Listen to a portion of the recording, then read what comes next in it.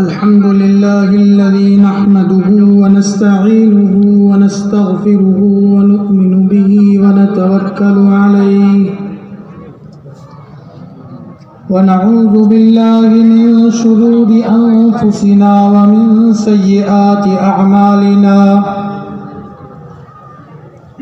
ونعوذ بالله من شرور أنفسنا ومن سيئات أعمالنا من يهده الله فلا مضل له ومن يضلله فلا هادي له ونشهد أن لا إله إلا الله وحده لا شريك له ونشهد أن سيدنا وسندنا وحبيبنا وشفيعنا وكريمنا وأعلانا وأولانا ومولانا محمدا عبده ورسوله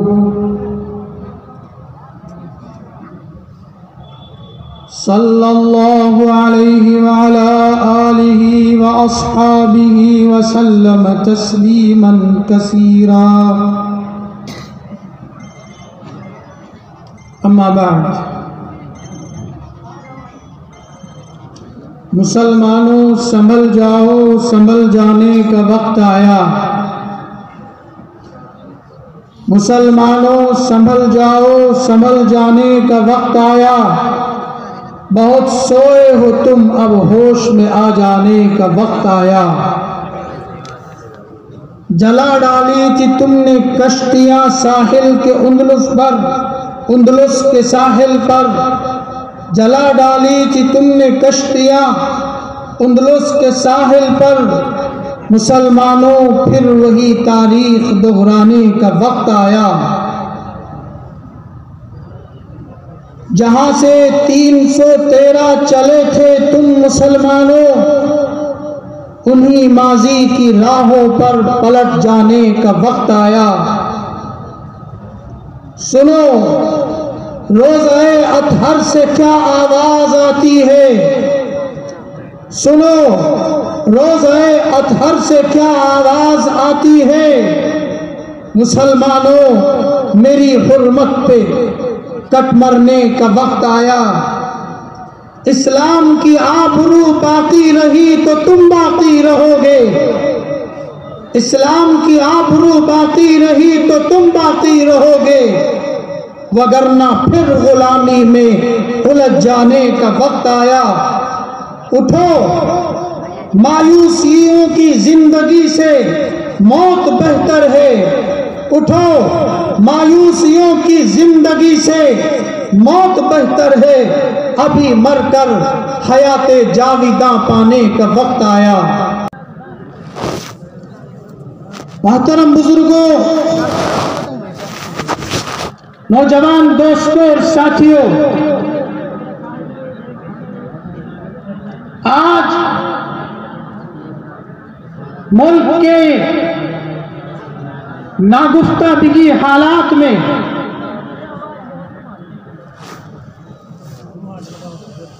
ہماری اور آپ کی کیا ذمہ داری ہے؟ ہمیں اور آپ کو کیا کرنا چاہیے؟ اور ہمارے اوپر یہ حالات لگاتار تسلسل کے ساتھ کیوں آ رہے ہیں؟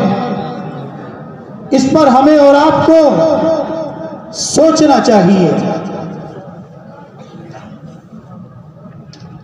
من از بیگان گاہ ہرگز نہ نالم، بامن ہرچے کرد زدست دوستاں کرد۔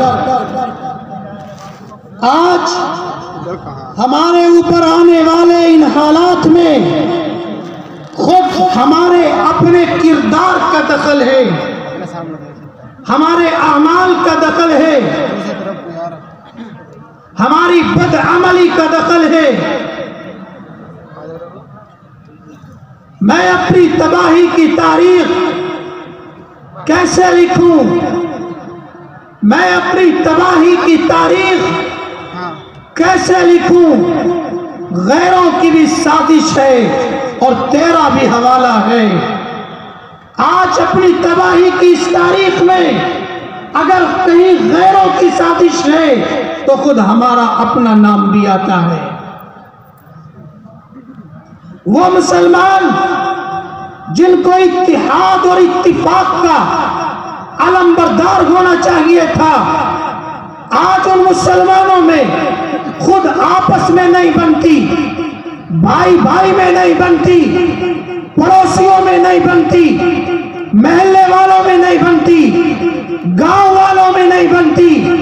جن گاؤں والوں میں اتحاد اور اتفاق نہ ہو، جن پڑوسیوں میں اتحاد اور اتفاق نہ ہو، جن بھائیوں میں اتحاد اور اتفاق نہ ہو، تو انہیں پھر دوسروں سے شکایت نہیں کرنی چاہیے۔ دوسرے ان کے ساتھ جو کچھ بھی کرے اس کی شکایت ان کو ہرگز نہیں کرنی چاہیے۔ آج ہمارے اپنے لوگ ہمارے حالات کی مخبری کرتے ہیں، ہمارے اپنے لوگ ہماری مسجدوں کی مخبری کرتے ہیں، ہمارے اپنے لوگ ہمارے مدرسوں کی دلالی اور مخبری کرتے گئے۔ پھر یہ قوم کیسے پنپ سکتی ہے؟ جس قوم کے نبی نے یہاں تک کہا کہ آپس میں صلح صفائی کے لیے، اتحاد اور اتفاق کے لیے، انتشار کو دور کرنے کے لیے، خلفشار کو دور کرنے کے لیے، عداوت کو دور کرنے کے لیے، رنجشوں کو دور کرنے کے لیے، صلح اور صفائی پیدا کرنے کے لیے اگر جھوٹ بھی بولنا پڑے تو جھوٹ بولنے کی بھی اجازت ہے۔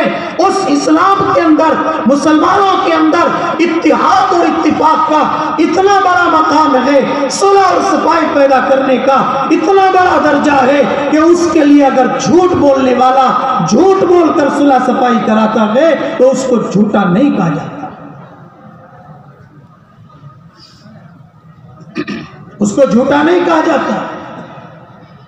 حضور نے فرمایا کیا میں تم کو سب سے اعلیٰ کام نہ بتاؤں؟ صحابہ نے فرمایا یا رسول اللہ کیوں نہ بتائیں، ضرور بتلائیں۔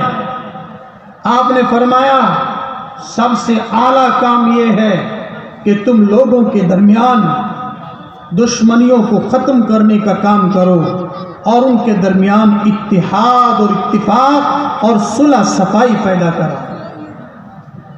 پھر آپ نے فرمایا کیا میں تم کو ایسی چیز نہ بتاؤں جو سر سے بالوں کو مونڈ دینے کی طرح مونڈ دینے والی نہ ہو، اس طرح کا کام کرنے والی نہ ہو؟ فرمایا رسول اللہ ضرور بتلائیں۔ فرمایا آپس کا اختلاف یہ تمہارے دین کا صفایا کر دیتا ہے، یہ دین کو مونڈنے والا ہے، یہ دین کا استرا ہے، یہ دین کی قینچی ہے۔ جس طرح سر سے اس طرح بالوں کی صفائی کر دیتا ہے، اس طرح تمہارا آپس کا اختلاف، آپس کی لڑائی تمہارے کردار کو تباہ کر دیتا ہے، تمہارے دین کو برباد کر دیتا ہے، تمہارے ایمان کو برباد کر دیتا ہے۔ آج ایک دو قصہ نہیں، ہزاروں سینکڑوں واقعات بیان کیے جا سکتے ہیں کہ ہمارے آپس کے اختلافات نے ہمارے اوپر مصیبتوں کا دروازہ کھول دیا ہے۔ کئی مکانات ٹوٹنے کا نمبر آیا تو آپس کے اختلافات کی وجہ سے آیا، آپس میں مخبری کرنے کی وجہ سے آیا، دلالی کرنے کی وجہ سے آیا۔ کیا یہ سچ نہیں ہے؟ ہم لوگ اپنے پیروں پر خود اپنے آپ کو لاڑی مارتے ہیں۔ ہمارے اندر برداشت کرنے کی طاقت نہ رہی، تحمل کرنے کی طاقت نہ رہی، معاف کرنے کا جذبہ نہ رہا، درگزر کرنے کی عادت نہ رہی، اخلاق اعلیٰ نہ رہے۔ حالانکہ اللہ رب العزت معاف کرنے والا ہے، غفار ہے، غفور ہے، درگزر کرنے والا ہے۔ اگر وہ پکڑنے پر آ جائے تو پھر ہمیں کہیں پناہ نہ ملے، کہیں پناہ نہ ملے۔ جب وہ اتنا بڑا معاف کرنے والا ہے تو ہم اسی کے بندے ہیں، اور وہ ہمیں معاف کر کر کے ہمیں یہ بتلانا چاہتا ہے کہ تم بھی اپنے اندر معافی کی صفت پیدا کرو، درگزر کرنے کی صفت پیدا کرو۔ پیغمبر کو حکم دیا خذ العفو وامر بالعرف واعرض عن الجاہلین۔ اے میرے لاڈلے پیغمبر، اپنے اخلاق دکھا، اپنا کردار دکھا، خذ العفو، درگزر کی عادت کو اپنا، اور لوگوں کو اچھائیوں کا پیغام دے۔ اور جو نادان قسم کے لوگ ہیں، جو جاہل قسم کے لوگ ہیں، جو ناسمجھ قسم کے لوگ ہیں، آپ ان سے کنارہ کر لیجئے، آپ راستہ بدل دیجئے، ان سے مت الجھئے۔ اگر آپ ان سے الجھیں گے تو معاملہ خراب ہو جائے گا، آپ کا مشن پورا نہیں ہو پائے گا، آپ کام نہیں کر پائیں گے۔ پیغمبر کو حکم دیا خذ العفو وامر بالعرف واعرض عن الجاہلین۔ آج اپنے ظرف کو کشادہ کرنے کی ضرورت ہے، اپنے دلوں میں وسعت پیدا کرنے کی ضرورت ہے، خود کو اللہ کے لیے چھوٹا بنانے کی ضرورت ہے۔ آج آپ کے ساتھ کوئی برا کر رہا ہے، بلا شبہ آپ اس کی برائی کا بدلہ برائی کے ساتھ، اور اتنا ہی بدلہ آپ اس سے لے سکتے ہیں، یہ انصاف کا تقاضا ہے۔ لیکن اس سے بڑھ کر یہ ہے کہ آپ اس برائی کو معاف کر دیجیے، اپنے دل پر پتھر رکھ لیجیے، اپنے آپ کو چھوٹا بنا دیجیے۔ اور اس سے بھی اعلیٰ درجہ یہ ہے کہ آپ نہ صرف یہ کہ اس کو معاف کریں، اس کو درگزر کریں، بلکہ آپ اس کے ساتھ احسان کا معاملہ کریں، اچھائی کا معاملہ کریں، بھلائی کا معاملہ کریں۔ ہم تو اسی سرکار دو عالم صلی اللہ علیہ وسلم کے امتی ہیں، اس کی اداؤں پر اپنی جان نچھاور کرنے والے ہیں، ہم اسی کی محبتوں کا دم بھرتے ہیں۔ یہی اس کے اخلاق تھے کہ اس نے دشمنوں تک کو معاف کیا، نہ صرف یہ کہ معاف کیا بلکہ ان کے لیے ہدایت کی دعائیں دی۔ جنہوں نے گالیاں دی آپ کو، ان کو آپ نے دعائیں دی۔ آپ کو طائف کا وہ منظر یاد ہوگا جب سید دو عالم صلی اللہ علیہ وسلم پر طائف کے اوباش لوگوں نے، آوارہ لوگوں نے پتھر پھینکے تھے، آپ کو پتھر مارے تھے، اور ان پتھروں سے آپ زخمی ہوئے، جوتیاں خون میں چپک گئی۔ پہاڑوں کے فرشتوں کو بھی اس وقت اتنا جلال آیا اور اتنا ترس آیا کہ جبریل حاضر ہوئے اور یہ کہا یا رسول اللہ آپ اجازت دیں کہ یہ پہاڑوں پر مامور فرشتے ان پہاڑوں کو یوں آپس میں ملا دیں اور اس طائف کی بستی کو ابھی پیس کر رکھ دیں۔ آپ نے کیا جواب دیا تھا؟ آپ کا کیا جواب تھا؟ آپ نے فرمایا تھا اللہم اہدی قومی فإنہم لا یعلمون۔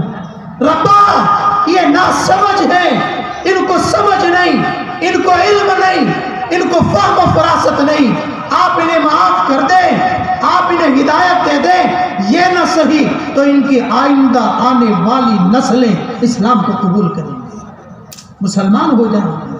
تو ہم تو اس نبی کے ماننے والے ہیں، ہم کیوں آپس میں زمین کے چند ٹکڑوں پر، بالشت بر زمین پر خون خرابہ کر لیتے، ایک دوسرے کی رپٹ لکھوا دیتے، ایک دوسروں کو تھانے میں اور جیل میں بھجوا دیتے ہیں؟ کیا یہی اسلام کا تقاضا ہے؟ کیا یہی مسلمانی ہے؟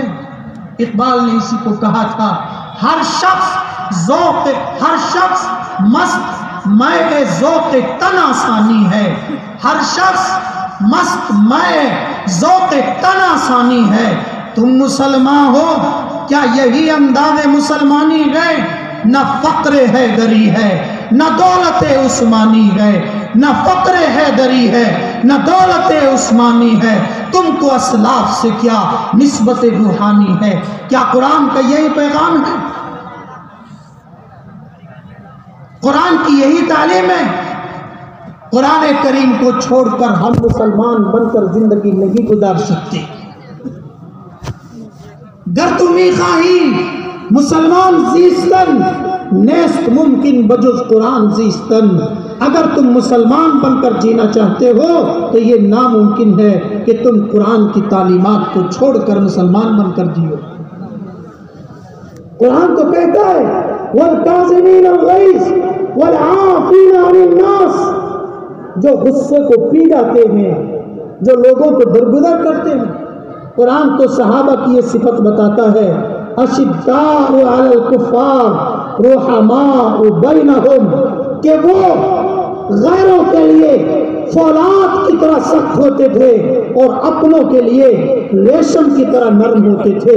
اور آج ہمارا معاملہ الٹا ہے کہ ہم اپنوں کے لیے فولاد کی طرح سخت ہوتے ہیں اور غیروں کے سامنے ہم بزدل بن جاتے ہیں، قائر بن جاتے ہیں، غیروں کے سامنے ہم بیگی بلی بن جاتے ہیں۔ ہمارا سارا جوش، ساری بہادری اپنوں کے لیے ہوتی ہے، دین کے دشمنوں کے لیے نہیں ہوتی۔ دوسروں کے سامنے ہم بزدل بن جاتے ہیں اور اپنوں کے سامنے ہم سینے چوڑے کر کے چلتے ہیں۔ حالانکہ صحابہ کا معاملہ یہ تھا اشداء علی الکفار رحماء بینہم تراہم رکعا سجدا۔ ہم اپنی زندگی میں آزاد نہیں ہیں، ہم نے اپنی گردنوں میں اسلام کا پٹا ڈال رکھا ہے۔ اسلام کا ترجمہ ہے گردن جھکا دینا اللہ کے حکم کے سامنے، سر نہادن بطاعت۔ عربی زبان میں اسلام سے ایک لفظ مسلم اور مسلمہ استعمال ہوتا ہے اس اونٹنی کے لیے جس اونٹنی کی ناک میں نکیل پڑی ہوئی ہو، اور آپ جانتے ہو کاشتکار ہو جس جانور کی ناک میں نکیل ڈال دی جائے وہ جانور آزاد نہیں رہتا، وہ غلام بن جاتا ہے اس شخص کا جس کے ہاتھ میں اس کی لگام ہو۔ وہ دائیں طرف موڑے تو دائیں طرف مڑتا ہے، بائیں طرف موڑے تو بائیں طرف مڑتا ہے، اٹھائے تو اٹھ جاتا ہے، بٹھائے تو بیٹھ جاتا ہے، روکے تو رک جاتا ہے، چلائے تو چل جاتا ہے۔ ہماری گردنوں میں بھی اسلام کا وہ پٹا پڑا ہوا ہے کہ ہم اپنی زندگی میں آزاد نہیں ہیں۔ اسلام جہاں ہمیں بہادری دکھانے کو کہے وہاں بہادری دکھاؤ، اسلام ہمیں جہاں چھوٹا بننے کو کہے وہاں چھوٹا بن جاؤ، جہاں کھڑا کرے کھڑے ہو جاؤ، جہاں بٹھائے بیٹھ جاؤ، جہاں چلائے وہاں چل نکلو، اور جہاں روکے وہاں رک جاؤ، گناہوں سے رک جاؤ، اللہ کے راستے کی طرف آگے بڑھ جاؤ۔ وَاعْتَصِمُوا بِحَبْلِ اللَّهِ جَمِيعًا، اللہ کی رسی کو مضبوطی سے پکڑ لو، وَلَا تَفَرَّقُوا، آپس میں پھوٹ نہ ڈالو، تفرقے پیدا نہ کرو، جھگڑے نہ کرو، جھگڑے کرو گے فَتَذْهَبَ رِيحُكُمْ، تمہاری ہوا اکھڑ جائے گی اور اکھڑی ہوئی ہے۔ ہم اپنی زندگی میں آزاد نہیں، اور یاد رکھو اللہ تعالیٰ کا ہم سے کوئی رشتہ ناتا نہیں۔ یہاں کوئی ٹھوسا ٹھاسی کا معاملہ نہیں ہے۔ اگر 100 دل و جان سے خوشی سے مسلمان بن کر جینا چاہو گے تو اللہ تعالیٰ ہمیں یہ نعمت عطا کرے گا، ورنہ کاغذوں میں مسلمان نام لکھوانے سے کوئی مسلمان نہیں بنتا۔ سنو، رب کے قرآن کی طرف کان لگا کر سنو، کیا کہہ رہے ہیں؟ یا ایھا الذین آمنوا من یرتد منکم عن دینہ فسوف یأتی اللہ بقوم یحبهم ویحبونہ۔ مسلمانوں تم سے کہہ رہا ہوں، یا ایھا الذین آمنوا من یرتد منکم عن دینہ، جو اپنے دین سے واپس لوٹے گا، پھر جائے گا، دین کے احکام پر عمل نہیں کرے گا، ان کو بوجھ سمجھے گا، تو اللہ کو آپ کی اور ہماری ضرورت نہیں۔ فسوف یأتی اللہ بقوم یحبهم ویحبونہ، دوسری قوم لے کر آئے گا۔ آج جو غیر لوگوں کو اسلام کی تعلیمات پر اعتراض کرنے کا موقع مل رہا ہے، وہ موقع خود میں نے اور آپ نے ان کو فراہم کیا ہے۔ آج اگر ہندوستان کی ایک عدالت یہ کہتی ہے کہ اسلام کے اندر پردہ ضروری نہیں ہے، پردہ لازمی حصہ نہیں ہے، تو یہ موقع ہماری بہنوں اور بیٹیوں اور بہوؤں نے اور ہم نے ذمہ داروں نے فراہم کیا، کیونکہ وہ کہتے ہیں کہ مسلمان عورتیں پردہ نہیں کرتی۔ آج اس لیے یہ کہا جا رہا ہے، اور کل کو یہ بھی کہا جائے گا کہ اسلام میں داڑھی ضروری نہیں ہے۔ کیوں؟ اس لیے کہ مسلمان داڑھی نہیں رکھتے۔ کل کو یہ بھی کہا جا سکتا ہے کہ اسلام میں اتنے بڑے بڑے مدرسے یا مسجدیں بنانے کی ضرورت نہیں، کیونکہ مسلمان زیادہ تعداد میں نہ مسجدوں میں آتے ہیں نہ مدرسوں میں آتے ہیں، اس لیے نہ اتنی بڑی بڑی مسجدیں بنانے کی ضرورت ہے نہ مدرسے بنانے کی ضرورت ہے۔ کل کو یہ بھی کہا جائے، یہ موقع ہم نے فراہم کیا ہے، ورنہ بتاؤ کیا تم اسلام کے احکام پر عمل کرنے کے لیے کسی عدالت کے فیصلے کے محتاج ہو؟ عدالت فیصلہ دے گی تو آپ عمل کرو گے؟ عدالت اگر اسلام اور قرآن کے خلاف فیصلہ دے اس کو مانو گے؟ کس کو مانو گے؟ رب کے قرآن کو نہ مانو؟ بڑے سیخ پا ہوئے کہ عدالت نے فیصلہ دیا کہ حجاب ضروری نہیں، تم کون سا حجاب کراتے ہو اپنی بچیوں کو؟ تم کون سا حجاب کراتے ہو؟ شادی حالوں میں، دعوتوں کے موقع پر، تقریبات کے موقع پر ہم خود دیکھتے ہیں اپنی بہنوں اور بچیوں کو، اپنی بیٹیوں اور بہنوں کو، اپنی ماؤں کو، کہ وہ کتنا پردے میں رہتی ہیں، کتنا حجاب میں رہتی ہیں۔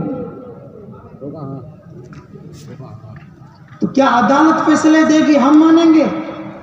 عدالتوں کے فیصلوں سے اسلام میں کوئی تغیر اور تبدل اسلام کے احکام میں ہو نہیں سکتا۔ اور میں یہ کہتا ہوں کہ اسلام اور ایمان کو اور قرآن کو کوئی خطرہ نہیں ہے۔ بولو بھائی، ہے کوئی خطرہ؟ ہے کوئی خطرہ؟ اِنَّا نَحْنُ نَزَّلْنَا الذِّكْرَ وَإِنَّا لَهُ لَحَافِظُونَ، قرآن ہم نے اتارا ہے اور قرآن کی حفاظت ہم کریں گے۔ نور حق شمع الہی کو بجھا سکتا ہے کون؟ نور حق شمع الہی کو بجھا سکتا ہے کون؟ جس کا حامی ہو خدا، اس کو مٹا سکتا ہے کون؟ کون مٹا سکتا ہے رب کے قرآن کو؟ اسلام نہ کل خطرے میں تھا، نہ آج خطرے میں ہے، نہ آئندہ خطرے میں ہوگا۔ اسلام کو کوئی خطرہ نہیں۔ بڑے بڑے فرعون اور بڑے بڑے نمرود آئے، ایمان اور اسلام کو مٹا نہیں سکتے۔ تم کو خبر نہیں شاید کہ دین حق کا چراغ، تم کو خبر نہیں شاید کہ دین حق کا چراغ ہوائے تم کے باوس جلتا رہتا ہے۔ وزارتوں کے مقدر پہ ناچنے والوں، وزارتوں کا مقدر بدلتا رہتا ہے۔ کل بھی یہاں ایک شخص تخت نشین تھا، اس کو بھی اپنے خدا ہونے کا اتنا ہی یقین تھا۔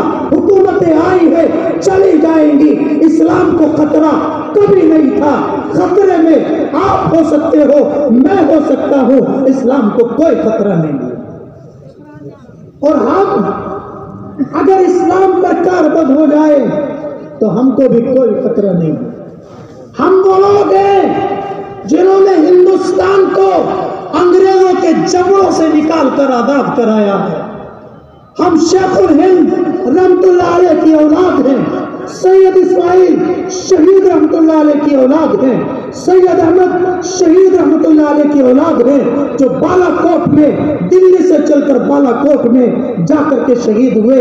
ہم کو بھی کوئی خطرہ نہیں. شرط یہ ہے کہ ہم ایمان اسلام پر مضبوطی کے ساتھ جم جائیں.